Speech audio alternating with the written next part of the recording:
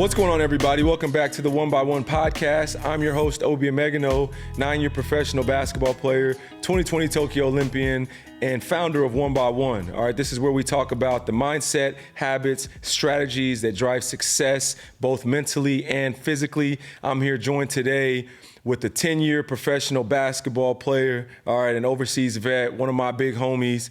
Rob, what's going on, baby? How you doing? I'm good, bro. How you doing, man? I'm good, man. I'm good. Well, I'm glad I got you in here, man. It's been a minute. Yes, sir. Absolutely. I'm glad we locked in, bro. What's going on, man? Tell the people, who are you? Where are you from? What do you do? Just give us a little intro, a little background.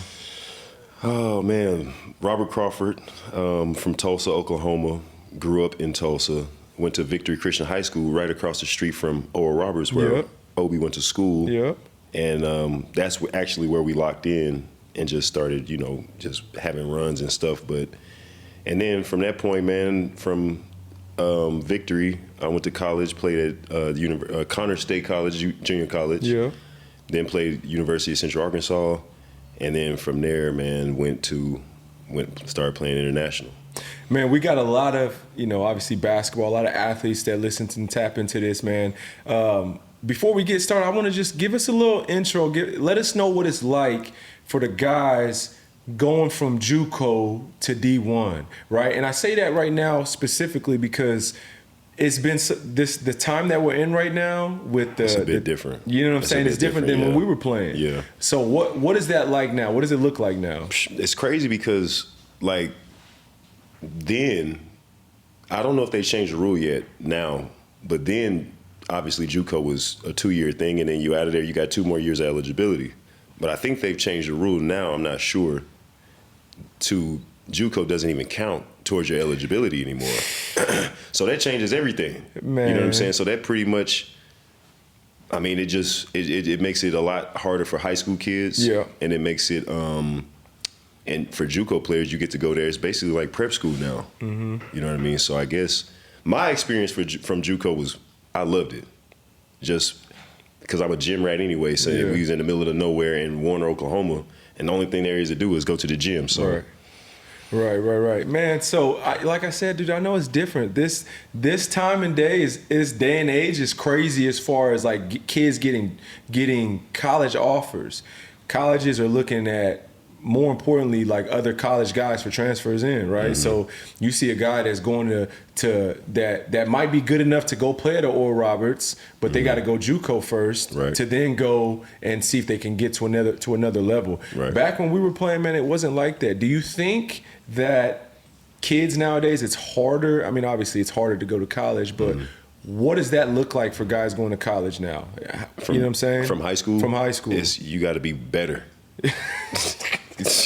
You got to be better. You got to be way better. Like, you know what I mean? You got to be, like, you just got to be better. Skill-wise, at this point, with the science and information out there nowadays, you need to be more athletic. Mm-hmm. You know what I mean? You need to train different. Just overall, you're going to have to just be better. You got to be you got to, the bottom, everything has been lifted from the bottom. Yep. You know what I'm saying? Like, it's just so much harder to get in, man. Talk to us about the professional life, man. What was your journey like? Talk to us where you've been at, the difficulties with that, man. And, me obviously being overseas for so many years, I see guys that play in so many different countries, there's basketball played everywhere, right? And a lot of people only know the NBA. They only know the highest league. Man, there's people playing basketball everywhere, making a great living, enjoying their lives, no matter where it's at. Living on the beach. No matter where it's at, right? Yep. But a lot of people don't understand that. If you've never been over there, you don't know the differences, right? And so a lot of times I'm talking to my young guys and just trying to tell them what it's like going overseas or what it's like, what it takes to get there. Because I think a lot of people don't even know what it looks like. Yeah. So the first thing about just overseas, man, is you got to understand once you transition from college to what now is different because NIL. I was going to say it's a business. It turns into a business, but I guess college now is a business. Slowly getting there. But I mean, it's just overseas is not for everybody. It's got your pros and cons. You know what I mean? You got things that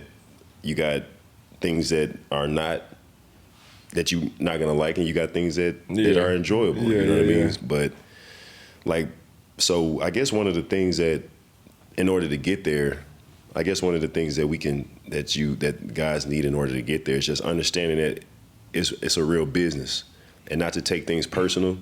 You know what I mean? And also, the game is totally different overseas. It's not just, guys think that you just go overseas and, I'm just about to play overseas. It's totally different. The rules are different. Mm-hmm. The traveling rules are different as far as, you know about that. And then it's just, it's more IQ there. Yeah. And so you got to be smarter overseas when you're playing over there. It's more technical. And so I guess, you just have to be locked in with those differences. Mentally, was there a shift for you that had to take place? Because I see, when I was in Le Mans, France, our president, he picked me up from the gym my first day. This your first year? This was like year 3 or 4. Gotcha. And he picked me up from the gym. He was like, Obi, I see a lot of good guys that come through here through this league. You talking about the French league. I see a lot of good guys come through this league, but they don't stay. They can't stick.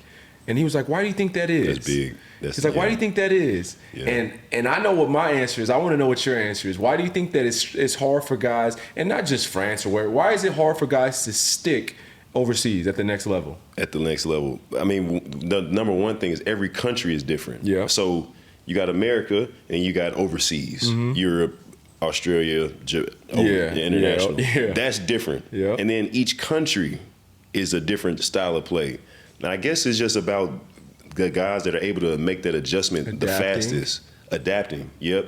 You know what I mean? And that was one of the things that I struggled with my first year, is being able to adapt. Mm-hmm. Oh, you don't have this in your apartment? Well, you still got to go to practice and perform. You know what I'm saying? You still got to go, oh, this is going on, but you still got to play in this game because that's what you're getting paid to do. This is your job now. This is your 9 to 5. And you have to view it as that. And I don't think a lot of guys do, that's why I think guys don't stick. And so and that's the thing, is like, you start learning that the higher you go up, right? Yep. So when you get to the professional level, you're like, oh, this is a whole new world, right? Yep. What I realized, though, at the higher colleges, they're prepping them guys for that. Yep. You know what I'm saying? That part. They're prepping those guys for that. Now, it's like the lower you get, but the guys, I don't want to say it like that, but be honest about it. The guys that they don't really understand. They're not prepared. They don't understand what it takes to get there. Yep. And it's not until you're in that environment that you realize, oh, it takes more. Yeah, it takes more. Yep. You know what I'm saying? What I was doing just wasn't enough. Yeah. It takes more. Yeah. And so I think, like, when I'm watching the high school guys around here, they're not around the people that know what it's like. See, I was just gonna say, I was actually just talking to my wife about that this morning. Whoever you playing against every day, that's who you're preparing for. So if you playing against high school kids every day and you're in high school, well, you're preparing to play against high school kids. Right. If you're playing against college athletes, you're preparing for college. Yeah. If you want to go to the pros, you need to be around professionals at a young age. You don't need to be around professionals once you become a pro. Exactly. You know what I mean? Exactly. And that was my biggest thing, was like being able to tell guys, look, man, y'all are in Oklahoma, like we're in Oklahoma. Y'all in Oklahoma right now. There's a very small scale. You know what I'm saying? The pond is like this big. Yep.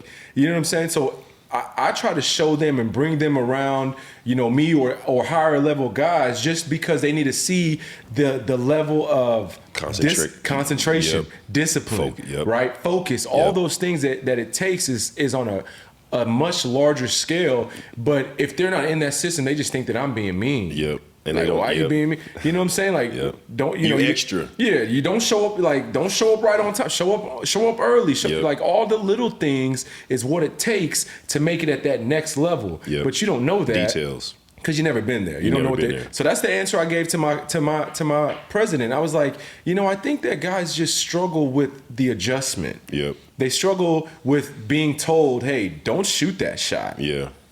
Don't shoot that shot. I don't want you to shoot that shot. That's another, you know what I'm saying? And you're like, well, this is how I score. And they're like, I don't care. I don't want that on my team. Don't shoot that one. Yeah. Shoot the other one. That's a whole nother. You know what I'm saying? That's another mental battle. And then they take it personal and they're like, well, if I can't do what I want to do, then I'm not going to do it. Yeah. So let me ask you this. How do you deal with that? And then I'll tell you how I deal with it. How did I deal with what? With the... A coach telling you, I don't want that shot. That's not the shot we're looking for. Well... That's tough because when I go to a team, before I go to a team, it's like, hey, they know what you do. You know what I do. You know what I'm saying? Y'all know what I do. You know what shots I take. For the longest, people were labeling me as a transition 3-point shooter. And I was like, is that what I do? Is that who I am?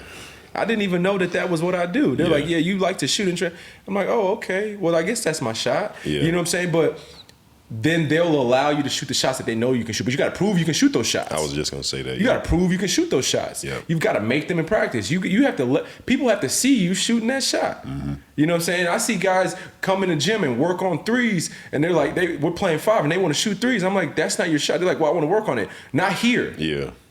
Go work on it out there on your own time. Yeah. You know what I'm saying? Don't come to game time and want to show and prove. Yeah. Show, you know what I'm saying? Like, do what you do and do it at a high level. Yep. And when you're in the summer, when you're by yourself, working out with your own coaches, like, that's your prep time to build your own skill. I'm cool with that. Yep. But don't come to a game and think this is trial and error time. I would say that's the thing is do what they ask you to do first. Do what they're paying you to do. And then once you get the paycheck, once you get the chicken, now, and you become good at what's getting you paid, now start to... And that was the big thing is that was another shift. You and I talked about this the other day, the weight room shift. Yeah, oh yeah. It's like when you're young, you show up to the weight room and you do what you're told to do. You do what everybody else is doing. Yep. Now when you get to that level, you kind of do your own. Yo, I literally can't do that. My body, if I do that, instead of doing this, my body won't work. Right. My body won't work. It just won't work. And so, but that's what I like to tell the young guys, man, or the young guys and girls out there. Do what you're told first. Yep. Show me that you can do what I want you to do first. Right. And then when you can do that, then you can do what you want to do. Because at the end of the day, this coach that's telling you what to do has the power to take you in and out of the game. And it's not about... It's really just about, can you listen? Yeah. And that's all the coaches want to see. Yeah. You know what I'm saying? Like, can you listen and follow direction? And it may be a situation too, and kids need to understand this too. It may be a situation as well, like what you're good at and what you feel like your skill set is may not fit this team in order for this team to win. You gotta do something else. Life. You gotta do something else. You gotta do something else. You know, and when I was with Mike Brown in the Olympics, obviously I'm a scorer and I'm known as a scorer. I walked in the meeting with Mike Brown and all these NBA coaches, and he said, there's 15 NBA guys out there. You think you're gonna come in here and be the scorer? Yeah, you gotta figure it out. You gotta adjust. You gotta find something else. He was like, but we don't have a point guard to play defense and run the team. Yep. And if you wanna do that, you can come to the Olympics with us. I said, cool, sign me up. I'll be there. Sign me up. Yep. You know what I'm saying? I played the point guard for the first time ever. I ain't never played point guard before. So what was that like for you?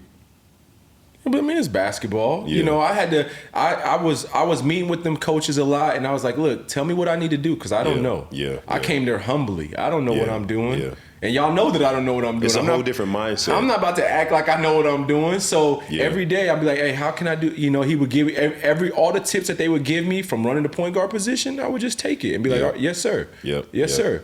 You know, yes, sir. And that's important for kids to understand too. Is how old are you at this point? At that time, I'm 29. I'm 29 years old, and I'm listening. And y'all are 16, 15, 17. We telling you this and telling you that. You like, man, well. No. Yeah. I'm telling you, I'm not telling you this because I just made this up. Right. You know what I'm saying? Right. So you're 29 years old listening to and still learning and still figuring the game out. And so I credit my big homies. Mm-hmm. I always pay love to you as well. I pay love to my big homies because they showed me. Yep. We talk about you got to be in that room, you got to be with those guys. Man, I'm forever grateful for being with those guys. For I remember sure. Big Epe. Shout out Epe Udo, Epe man. Udo, yep. Baylor, right? Huh? Yeah, he was Baylor. Epe. You know, he from here. You know, he down the street. He used to be I down never the knew that. You didn't know that? I never knew that. You didn't know Epe grew up here? I didn't know that. What's Santa Fe? I did not know that. That's family, bro. I just knew him from Baylor, but I didn't know he was actually from Oklahoma. Oh, bro, he down the street. You learn something new every day. Yeah, he down the street, bro. He went to Santa Fe. He huge family friend. But shout out Ep, bro, because I can never forget this, man. We'll go to the gym, and Ep would text me. I'd be like, "Hey, we get in the gym tomorrow, 8 a.m. Be there." I'm there 7:30. Yeah. You know what I'm saying? I'm ready. I'm sitting there. I'm stretched out. I'm ready. Yeah. And because I wanted to be around those guys. Played in the league, played over. I wanted to be around That's those guys. another thing that guys don't understand too. And I'm sorry to interrupt you. No, you're good. But you having the willingness and the determination to text him and be there. And these guys, these young fellas be scared to be in the gym. They scared of embarrassment. Yeah. And it's that's it. Yeah. That's it. What are you embarrassed? Self-conscious, man. Yeah. And that's the timidness. And honestly, man, that's why I had this that's why we started this whole thing, man, is just to help guys build that confidence.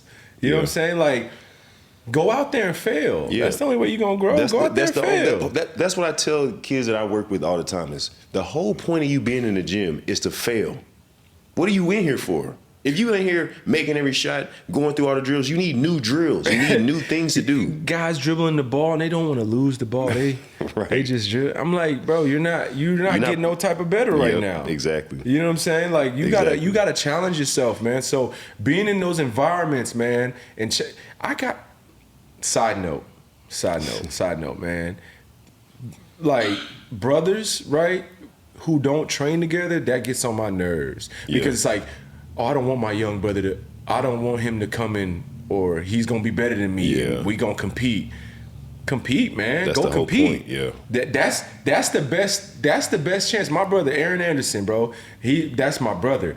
We used to be at Oral Roberts, bro. We would be fighting in practice. Yeah. Fighting you know how it get. Yeah, for sure. Arguing every day, pushing each other, fight. But every day we doing that. Yeah. And we sharpening each other, getting better. Kids are afraid to do that. Yep. Some days I lose, I get embarrassed. Some days he'll lose, he get embarrassed. That's the name of the game. Yep. But we both got better. But then when they lose in life and they lose in games, they don't know how to deal with it because they ain't never lost before. They ain't never challenged themselves before. Yep. Playing it comfortable. You know what I'm saying? So you locked in with Epi. Ep, for sure. Yeah, that's my brother, man. Locked in with him for life, bro. He's taught me so much, man. He's always looked out for me. Gotcha. He's been the big homie, like. So he showed you how to be a pro, bro. From day one. Yeah. If I talk about anybody, it was him, bro. Yeah. Anytime I get in trouble or I needed some guidance, I needed help, I'd text him. He was right there. That's crazy too, because he's a big. Exactly. So that's crazy. But he just has so much game and so much knowledge, man. So from me coming up, when I'm starting with the map and with 1x1, like with all these athletes, I just try to be that. I try to be what I had and what I wanted. Yeah. You know, I had a mentor. I had guys looking out for me. I had guys taking me to the gym, picking me. I had all of that. Guys texting me, hey, let's get in the gym. So I try to do that for the guys. Yeah. Hey, man, let's get in the gym. Yep. Hey, you need some help. You need some film. You need some this. Whatever you need. Yeah. You know what I'm saying? Trying to provide that for them because it's hard. Yeah. That person for me was Ebi. Yeah, Ebi big Rock. Ab, yeah. Big Ab. Just took me. I was always at his house. Yeah. But he don't notice, but I'm just studying everything that he's doing. You know what I mean? Just looking at his habits, looking at, okay, he's doing this. Okay, I need to. Yeah. You know what I'm saying? Let me ask you this though. We talk about habits, man. What habits would you tell to the young guys that they need to start working on, start instilling now? That's a great question. What habits? Habits. Habits. I would say nutrition, number one. Because if you can, because you feel good eating McDonald's and fries and all this stuff now. Listen, I had a workout this morning, 6 a.m. with some cats talking about that. So please, I'm gonna send it to them after. So I would say nutrition because before that, I would say God first. Straight up. Nutrition. Yeah. And then get into everything else. What part has nutrition played in your life? Huge part, man. And it's like. How old are you right now? I'm 34 now. How you feel? Feel great. Yeah. But I can't eat Sonic. I can't eat Wendy's and you know what I'm saying? I can if I don't want to feel good. But the thing is, these guys they've never eaten at a high level to even know how that feels. Right. So once you eat at a high level, and then you go back, you're like, Yeah. I don't feel good. Yeah. You think now you feel good, you haven't never had pineapples for breakfast. Yeah. You know what I'm saying? Yeah. So that's what I would say is like, that's the big thing for me, man, is nutrition first, fruits, just a colorful diet, bro. Yeah.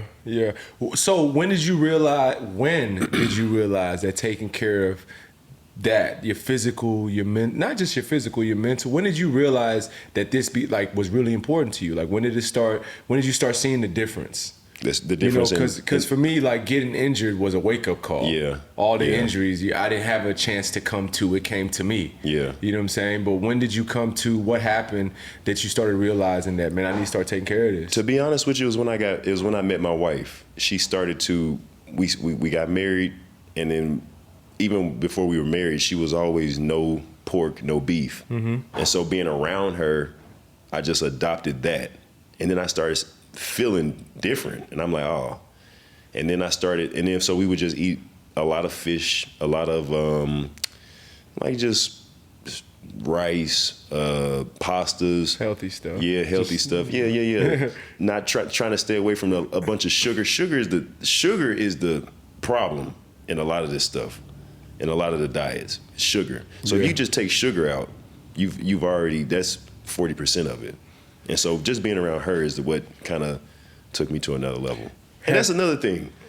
If your woman is not taking you to another level, then let's talk about it. No, seriously. Let's talk about it. If this person that you invested all this time in is not taking you to another level, then and whatever you're trying to do, then you probably need to reevaluate this person being around you. You know, and that's not just for females or males or the opposite part. That's not just for your partner. That's for your circle. That's everything. Yep. You know what I'm saying? Yep. And right now with the clientele, with the people that I'm talking to often, I can see, I'm watching them grow. Yeah. Freshman, sophomore, juniors. I'm watching them grow. Yeah.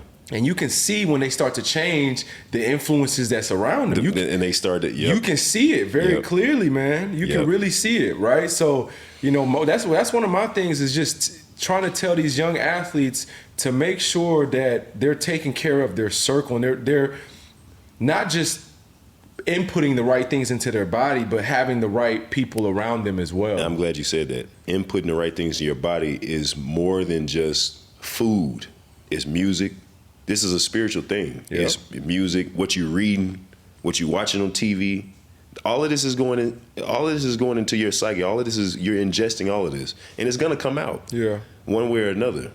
I think the higher you get, the more you realize that there are all these different levels and stages that you have to tap into. Yep. There's so many. It's a puzzle. Yep. And the older you get, the more you realize, oh, I need nutrition. Yep. Oh, I need a rehab. Okay, well, I need an ice. Golly, I need to watch film. Man, I need to go to sleep early. I need to go to sleep early. Golly, and it's your whole day. I gotta work out. Actually, I gotta actually work out. It's the whole day. Then my workouts need to translate to the actual game and practice. It is the whole day. It's so detailed. Your whole day is taken up from this one thing, and you can say it's basketball, but really it's not basketball. It's a lifestyle. It's all these other things. You can replace basketball with track. You can replace it with drawing. You can replace it with with anything. Yep. It still applies. You have the core thing, then you've got all the supplementary things that go around outside of it. You have to take care of. And the ones who succeed are the ones who have the most of those things around them. Yep. You know what I'm saying? Yep. If you only have nutrition, you missing the weights, you missing the sleep, you missing then you're only getting part of the puzzle. Missing jumpers. You know what I'm saying? So and that's the thing. Like the higher up you go, man, you really got to start tapping in to all of these different things, to these different aspects to help you grow. All right.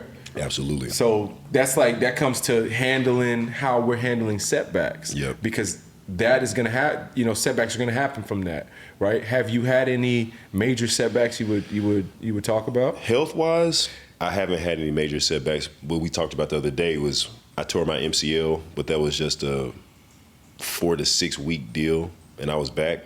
But And I was also cognizant enough to, I didn't know anything about rehabilitation or anything like that, but I just knew whatever he's telling me to do, I need to do it. Like I need to do it. Like every rep, I just knew that I don't want to be a guy that has this as a lingering thing later on. So that's that part there. But as far as like away from health, yes, I've had setbacks as just getting released from teams and then coming back home and trying to work, and you know what I'm saying? I've had that I've gone through all of that, man. Yeah. Like, that's why I try to tell the kids now, especially the kids that are going from college to the professional level, is that whenever you go through a situation and you get released from a team and you got these big gaps, you know what I'm saying? These gaps of time where you don't have a job, you have to organize your life around basketball. Don't organize everything else. Don't organize basketball around everything else. If you're a professional, you organize your life around basketball and then let everything, and financially, you just got to figure it out. If that's the situation you're in. That's the situation I was in, where coming out of college, I played my first job the first 2 months, 2 or 3 months, I get released. Now I'm at home in November, December, and I'm at home until April.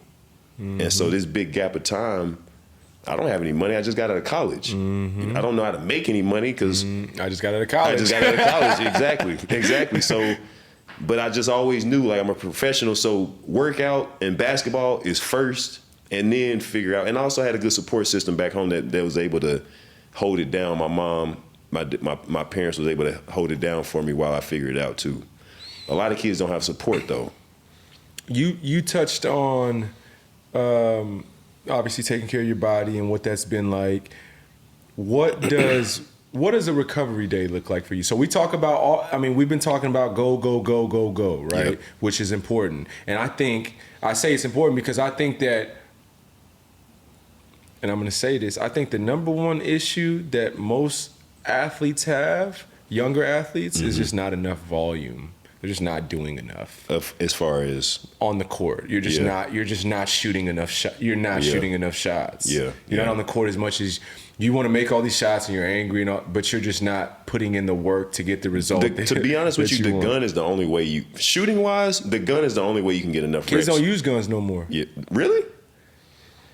All the high schools I'm at, bro, I don't ever see that gun out. I don't ever see that gun out. That's the only way to get enough jumpers in. To be honest with you. Yeah, bro. Kids are doing one-on-one and they gonna make 10 shots the whole hour and then get out of there. Yeah. You know what I'm saying? But we're talking about going. How do you relax? How do you decompress? What does an off day look like for you, man? So it's changed. My first, I would say probably my first, again, this is a big credit to my wife. My first 8 years, my off days would just kind of just be like just sitting around, maybe a little stretching, you know. The youth mentality. Just a little stretching, and then I'm probably gonna eat terrible that day. Yeah, because it's your off day. It's my off day. You gotta eat. You gotta enjoy yourself. It's your off day. Exactly. But now, my off day is active recovery. It's a workout. It's a workout. I make sure that I hit that gym, stretch, roll, open my hips up. You know what I'm saying? Sauna, steam room, that type of thing. A lot of stretching, still eating the proper way. That's a lifestyle. Yeah. Like we talked about earlier, but as far as like my off days now, it's more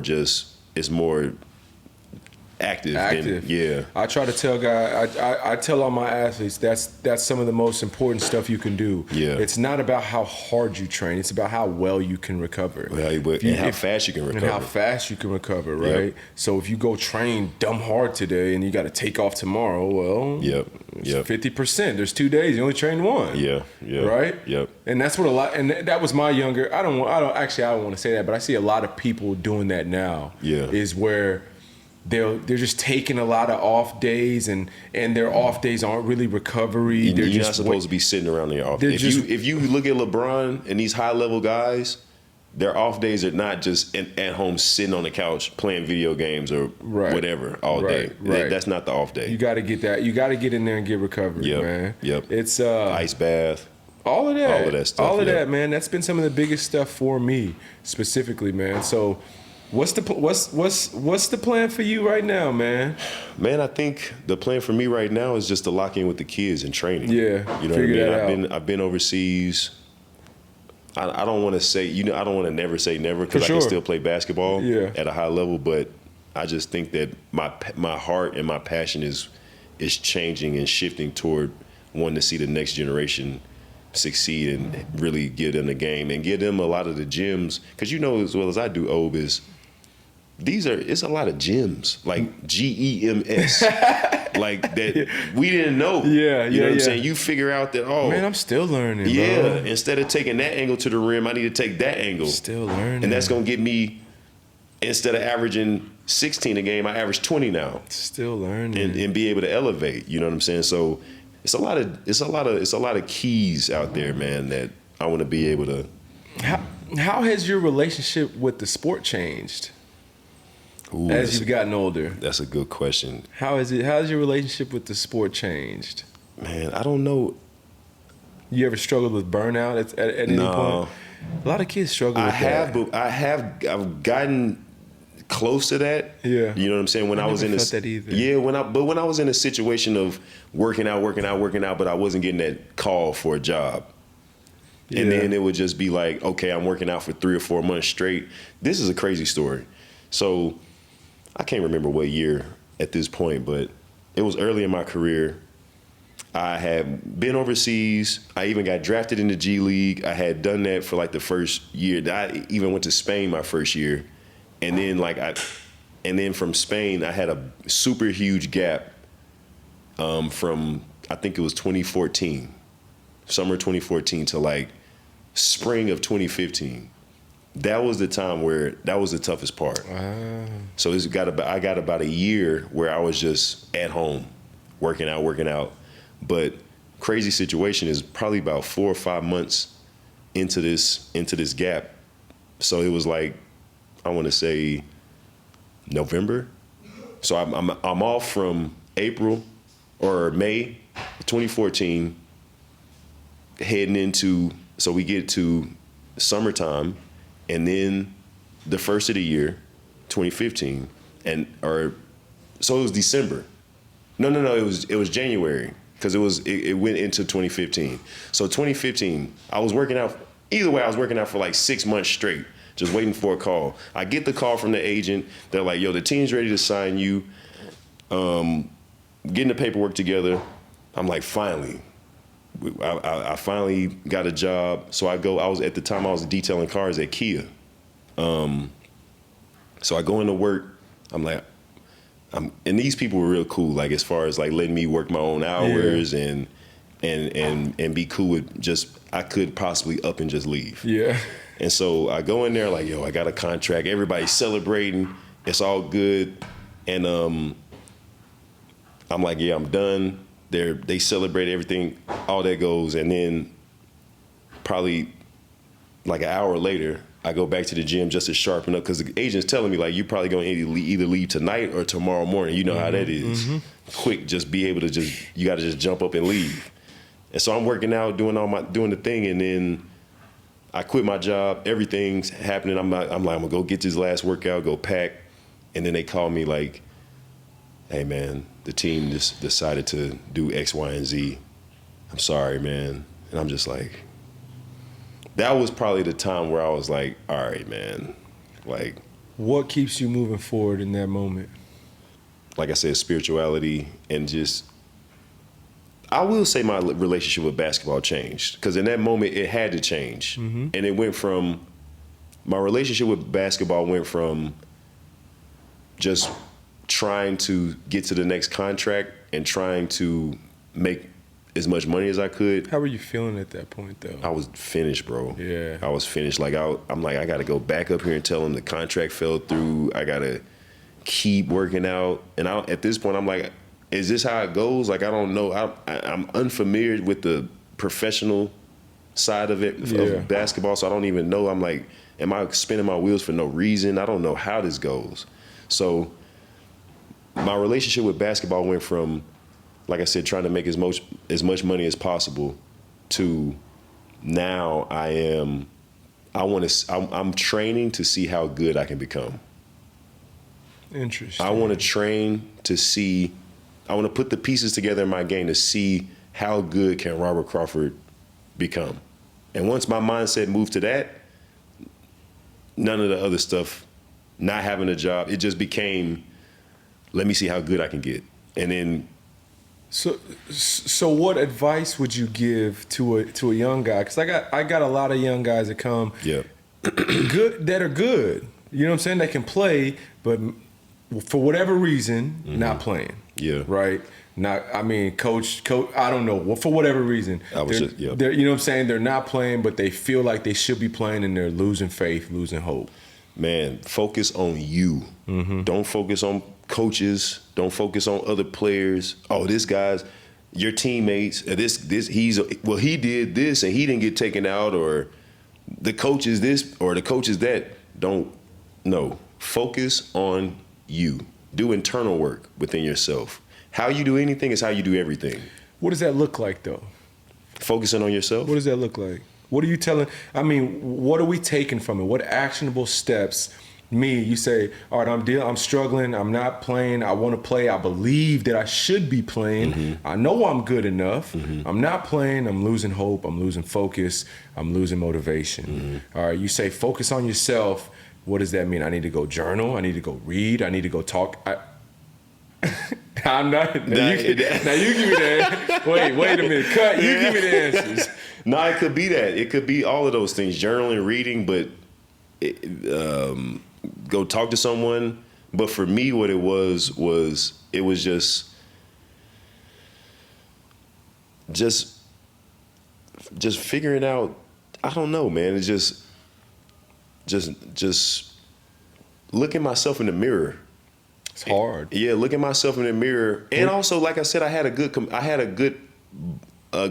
great person to compare myself to, Obi. So I was playing against, when he was home, I was playing against him all the time. So that was a great barometer for where I actually am. I know I can play. Yeah, because I'm competing with him, and he's like yourself, an Olympian. Yeah, certified. Teetered the lines of the NBA. Should have been in the NBA. Yeah. You know what I'm saying? So that's who I'm competing against, and I'm there. So it's like, okay, now it's just about preparing myself to stay at that level. And you know what I'm saying? And then, just like I said, just continue to improve my game. So I broke it down. Like when I would go through tough times, I would pick a piece of my game and just be like, okay, over these next 4 to 6 months, I'm going to just focus on this. I like that. And that's when I developed my pull-up jumper. In this time where I was going through the big span, a big chunk of time where I was out, I had set aside when that happened, I set aside like months to just only focus on mid-range. And so then it became, okay, now when I come home this summer, let me focus on the post and be more efficient in the post. Okay, now the next summer I come home and I only focused on making contested shots. So a lot of people don't know, like I practiced that. Like being able to knock down shots with hands in your faces. Yeah. Like I went to Obi like, yo, Obi, I need to be able to make contested shots at a more efficient rate. Yeah. And so what we did was just get in the gym and he would just boom, boom, boom, pressure. Everything was a tough contest. So I worked on these things is my point. So just take a piece of your game, just look in the mirror. You garbage at something. It's something you need to work on. It's something you need to work on. Yeah. Nah, that's real, man. I think that a lot of times athletes don't want to look themselves in the mirror. And you never gonna make it. And not only athletes, parents. Parents. Coaches. Be the worst ones. Coaches look in the mirror as well. Yeah. A lot of times it's not, and Obi, and I don't know if you can probably maybe edit this out, but I hate we get blown out by, I'm a coach, we get blown out by 50 and the thing that you come to say to the team is, we weren't playing hard enough. Like, no, a 50-point gap is more than just not playing hard enough. Yeah, y'all just not, A 30, 40-point gap, you got to take some responsibility as a coach. We need to do some different things. Exactly. So around the board, everybody, man, it's just about accountability. And that's the one thing that the guys at the high level do, man. They don't mind looking in the mirror and taking accountability. Yeah. And just saying, I messed up. Exactly. It's on me. Exactly. And keep it pushing. Keep it pushing. You know what I'm saying? Man, before we get out of here, man, I want you to leave us with some words, man. If there's one thing you want to talk to these kids about, or our viewers, man, is there anything you want to talk to them about mindset, anything about just being able to endure like you have, any tips or tricks or gems with a G that you would give to? I like that. No, GE. With a GE. Because gems, you got to. You know what I mean. Yeah. You know what I mean. That you would leave them with, man. Anything that you would that you would part with them. Bro, like I said, man, just keeping God first is I would say the number one thing. You got to have God is everything. But then after that, man, just understand like we talked about accountability, and how you do anything is how you do everything. And what I mean by that is, if your room is dirty at home, your game probably gonna be dirty. Your game is probably gonna be off and all over the place. Oh, let's talk about it. You know what I'm saying? If your car is dirty, that's how you live in your life. Let's talk about it. That carries over into basketball. You know what I mean? So that's how you do anything is how you do everything. If you got a sink full of dirty dishes, well, you probably got a whole bunch of issues going on out here on the court. So organize yourself from within, you know what I'm saying, in your life, and then watch it carry over into your sport or whatever you're doing. 2024, you know how people do New Year's resolutions. I'd never done one. But what I did do in 2024 was I saw this somewhere. I forgot where I saw this. I think my lady told me, pick one word and embody that word for the year. So mine was organization. Yep. You know, I've always been... That's tough as an entrepreneur, man. I've always been kind of organized, but I wanted to go to that next level. Yeah. I wanted my spaces to be organized. Yep. And what I found in doing that, man, is my mind is clear. I'm able to Facts. Partial out what I'm doing. I know where I'm at. Think better, make better decisions. You're clearer. Yep. You're just clearer because everywhere around you is clear. You don't have an obstacle in the way. You try to get in your car, you try to grab something, you got to move something out the way. Yep. You got to move this out the way. You walk in your house, you got to move things out the way. Yep. You want to wash your hands, got to move dishes out the way. You know what I'm saying? All that little stuff adds up. And that's the thing. Just imagine, when you think about Walmart and just on the money side, just think of how many small transactions is hitting Walmart's account every single day. These $2, $3, $5 add up.